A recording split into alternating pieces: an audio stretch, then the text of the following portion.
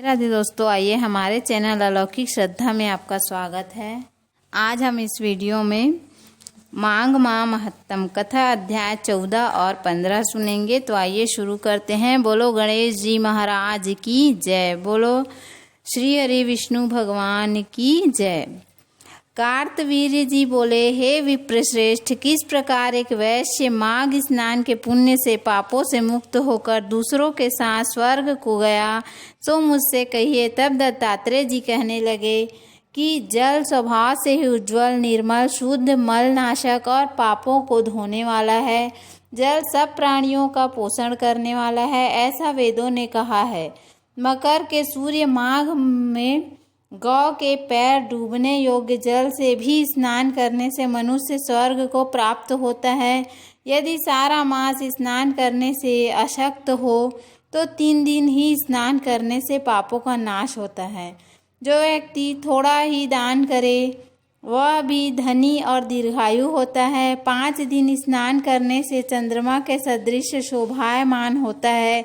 इसलिए अपना शुभ चाहने वालों को माघ से बाहर स्नान करना चाहिए। अब क्षमा करें, घर से बाहर स्नान करना चाहिए।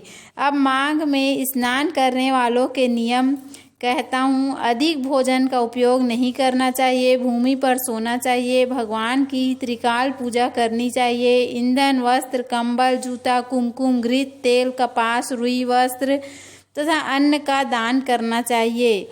दूसरे की अग्नि न तापे, ब्राह्मणों को भोजन कराएं और उनको दक्षिणा दे तथा एकादशी के नियम से माघ स्नान का उद्यापन करें। भगवान से प्रार्थना करें कि हे देव, इस स्नान का मुझको यथोक्त फल दीजिए। मौन रहकर मंत्र का उच्चारण करें, फिर भगवान का स्मरण करें। जो मनुष्य श्री गंगा जी में माघ में स्नान करते हैं वे 4000 युग तक स्वर्ग से नहीं गिरते। जो कोई माघ मास में गंगा और यमुना का स्नान करता है वह प्रतिदिन 1000 कपिला गौ के दान का फल प्राप्त होता है। अब आइए 15वां अध्याय शुरू करते हैं। बोलो गणेश जी महाराज की जय।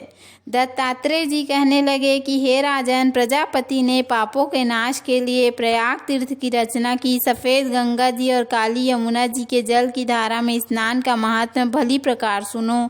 जो इस संगम में माघ मास में स्नान करता है वह गर्भ योनि में नहीं आता।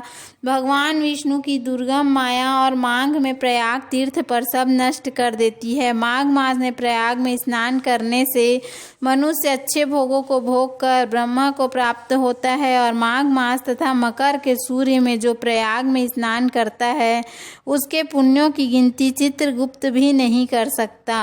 100 वर्ष तक निराहार रहकर जो पुण्य प्राप्त होता है वही फल माघ मास में 3 दिन प्रयाग में स्नान करने से होता है। जो फल 100 वर्ष तक योगाभ्यास करने से मिलता है, जैसे सर्प पुरानी केचुली को छोड़कर नया रूप ग्रहण कर लेता है, वैसे ही माघ मास में स्नान करने से मनुष्य पापों को छोड़कर स्वर्ग को प्राप्त होता है। परंतु गंगा यमुना के संगम में स्नान करने से हजारों गुना फल मिलता है।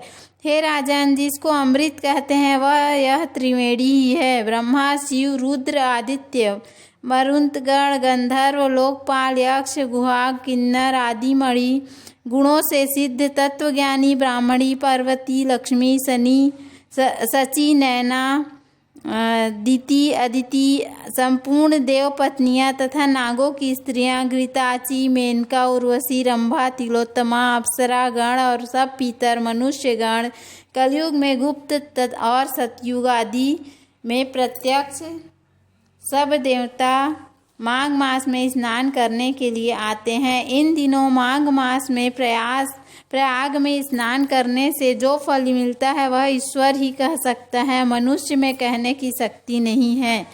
हजारों अश्वमेध यज्ञ करने से भी यह फल प्राप्त नहीं होता। पूर्व समय में कांचन मालिनी ने इस स्नान का फल राक्षस को दिया था और इससे वह पाप मुक्त हो गया था। बोलो श्री हरि विष्णु भगवान की जय। तो उम्मीद है आपको हमारा वीडियो पसंद आया होगा। यदि हमारा वीडियो पसंद आया तो वीडियो को लाइक, शेयर और सब्सक्राइब करना ना भूलें। अगली कथा हम कल सुनेंगे। धन्यवाद। राधे राधे।